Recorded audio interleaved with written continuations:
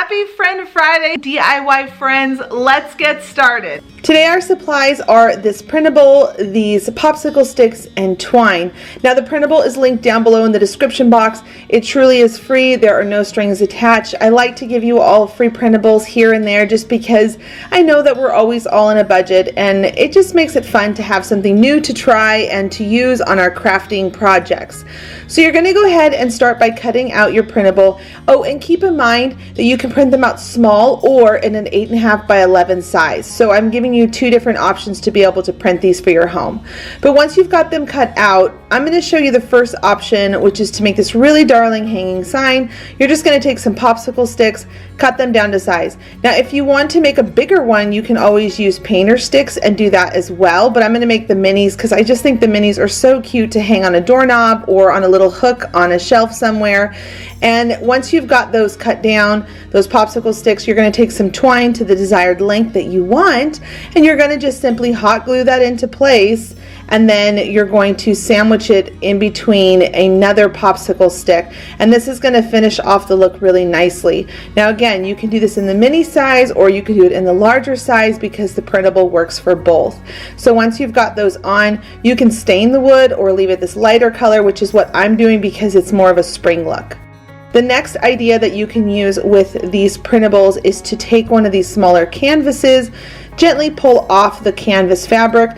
I found that these canvas fabrics are really great to use for paint whenever you're using paint on projects, to be able to put them on it, because just throwing them away is a little wasteful, so I like to try to reuse them for other things. Or you can also cut shapes out of them and paint them as well and put them on projects. But once you've got the canvas fabric pulled off, I took a little bit of brown paint with some water to give it a stained look, more of a honey oak color, and then I'm just going to wipe off any excess that I don't want. And then I'm going to take the Bloom printable sheet and I'm going to put that inside the frame and add some twine to the back of it. And again, you don't have to put the twine on the back to hang it up. You could always just lean this up and display it that way as well. You also could pop these inside of a frame, and it's just so darling.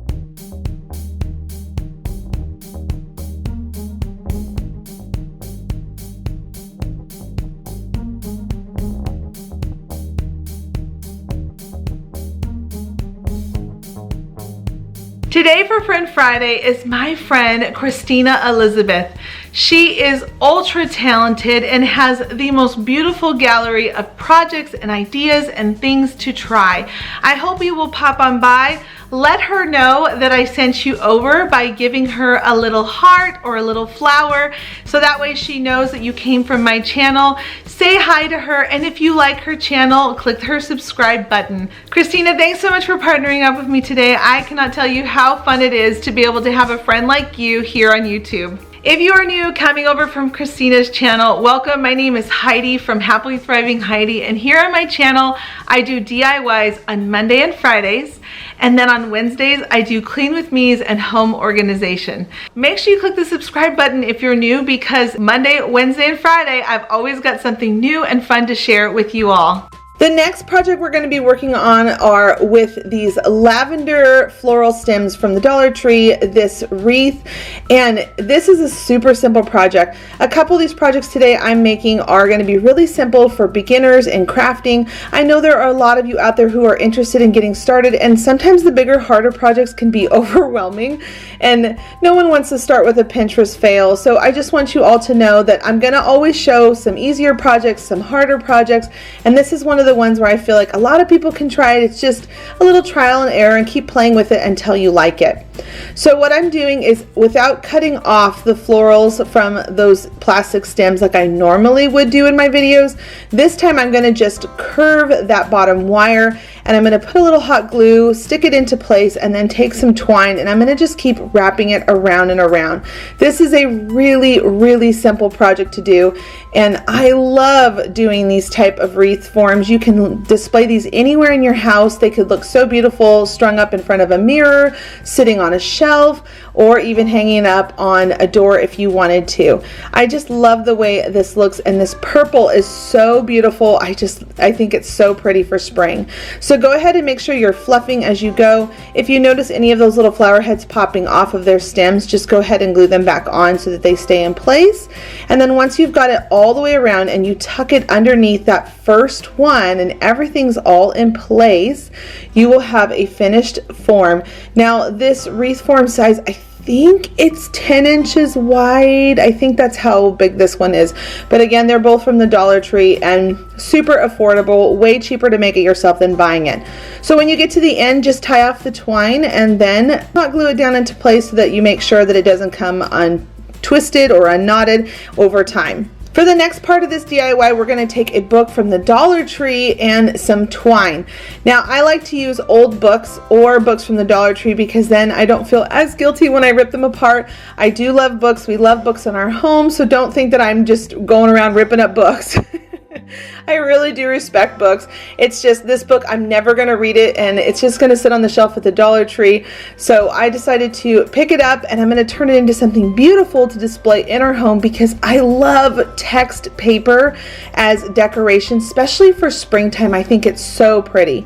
So what I'm going to do is I just ripped out some of the pages that I need, and this one book is going to last me for a long time with a lot of DIYs. I have some other plans for it in the future, so keep a hold of your book covers and all the extra papers. I'm going to be using these a lot this spring season. So take a couple papers, scroll them up, and then you're going to take some twine and then just tie a simple knot around it. This is, again, a super easy DIY. If you're a new crafter, you don't have to feel overwhelmed by doing so many hard projects. Then you're going to take these scrolled up papers and you're just going to put them inside a dome. I picked up this dome from IKEA. I think it was $10, but you can find these at the thrift store all the time. And then you're going to put it on a cake stand and then put the wreath on it. It is the prettiest, most simple DIY.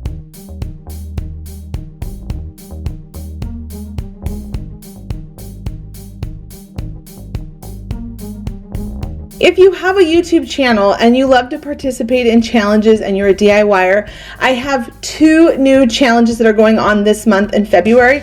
I'll link the invitation down below so you can check it out. But if you have any questions about it, just pop on over to Instagram and ask me them there. That's the quickest way to get a hold of me. For our next DIY, we're going to be using these supplies, this plunger stick, painter sticks, and this sign from the Dollar Tree. This is the cutest DIY. It's a little advanced. I will say if you're a new crafter, this might not be the one you want to start with, but you're going to start by taking your sign and cutting it down to size. Now on this day, you're going to laugh at me, and I know if you're a die-hard crafter, you will know that sometimes you do things a little wonky because you can't find something, so you just kind of wing it, whatever. I took my scissors, scored it first, and then I cut it and then snapped it. Now normally I would like to use my sharp like carpet cutting blade, but I could not find it this day, so here I am just winging it and going with it. So once you've got it cut down to size at 17.5 inches long, you're then going to take your long painter sticks, measure them to the length that you need, and then cut them down to size. Now I'm going to also make sure that I cut 2 for the long sides and 2 for the short sides, but I'm not going to give you the measurement for the short sides because sometimes Dollar Tree can cut things a little off and I don't want to give you the wrong measurement, so just make sure that you hold your painter stick up to the sign and then mark off where you need to cut. Now for that painter stick rod, that wood dowel, you're going to go ahead and just cut off the rounded tip, and it should hit at 17 inches long. Then once you've got all your pieces cut, you can go ahead and just make sure they fit properly around your sign, and then you're going to glue it on the side where they butt up and then at the seam so that this makes it extra strong. Once you've got that first one on, you can start moving around the rest of the way. Make sure it's glued in place and really sturdy so that it can help support each other, and as you keep adding on another wall of this box, it gets stronger and stronger as you go. Now I would like to recommend, if you're going to do this project, to use a staple gun. I'll link the one down below that I use all the time in my videos. I love it. I purchased it on Amazon and it's really craft friendly. I like to have it in my craft room whenever I'm working on projects like this. So I'm just going to simply take the staple gun and line it up and then just staple around the sides to make sure that it's strong at all those connecting points. Now it's really not going to fall apart on you, and this is going to last for a really long time. Then I'm going to take a traditional size painter stick. I'm going to glue 2 of them together, and I'm going to do that twice. This is going to become the handles for the box that we have. Now I'm going to be switching over to a drill bit so that I can drill holes. I like to pre-drill into painter sticks. The wood is not the strongest wood, and sometimes it can split if you go through it with a screw. So I do recommend taking a drill, drilling down in. Now again, doing things a little wild on this channel. I'm not going to drill on a traditional drill table. I'm doing it on my craft table. So I'm just lifting up as I go before I go through my table. But again, you should probably do this in your garage. Then I'm going to just take a screw and screw them together on both sides so that you can see where the handles are. And then before I staple them down, I put some hot glue right on the sides to hold that into place to make it strong, and then came back in and reinforced it with my staple gun on the inside of the box, making sure that it's stapled down really well and it's not going to come off and last for a really long time. Then to clean up the look, because I love a finished backside, I took my white paint, I painted the bottom with 2 coats of white paint, and then I also painted the inside of the box completely white so that it's a nice clean look on the inside of the box. But the outside of the box, I went ahead and did a whitewash all over the whole box. Now, if you've never heard of whitewashing before, it's super simple.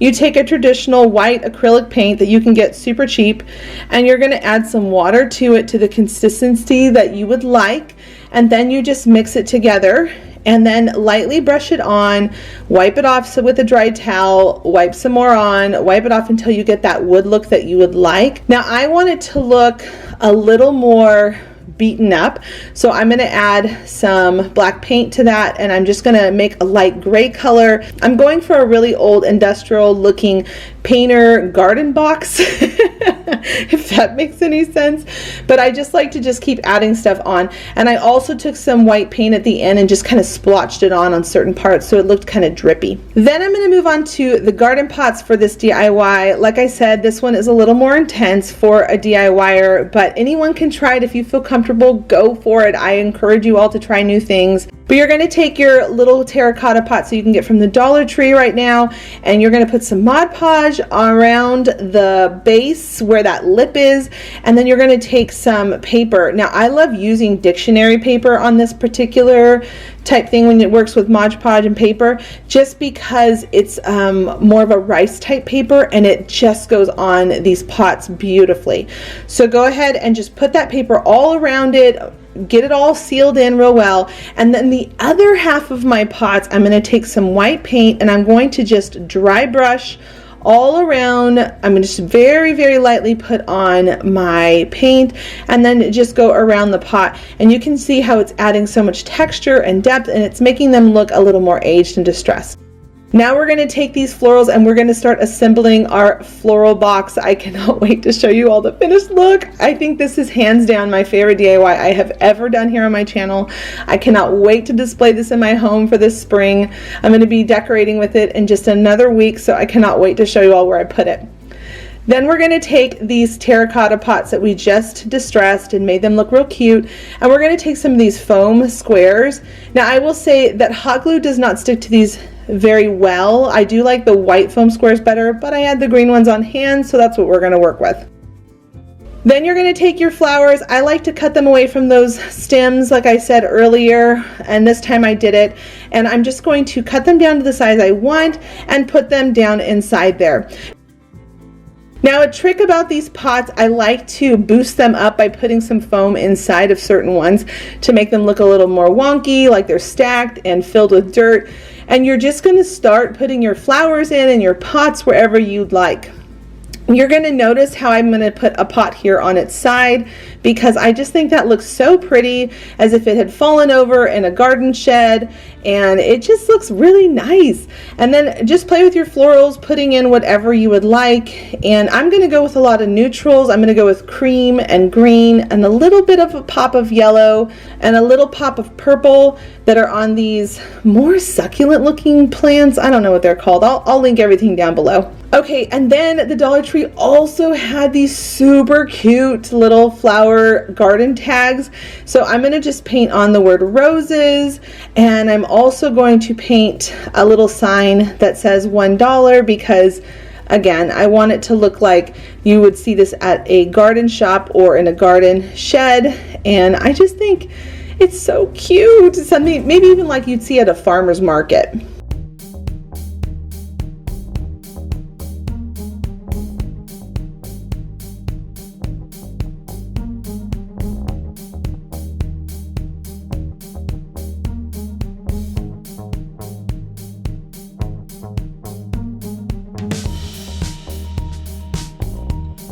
Give this video a thumbs up if you haven't already. Leave a comment down below and let me know which one was your favorite DIY I did today. And until the next episode, bye crafting friends!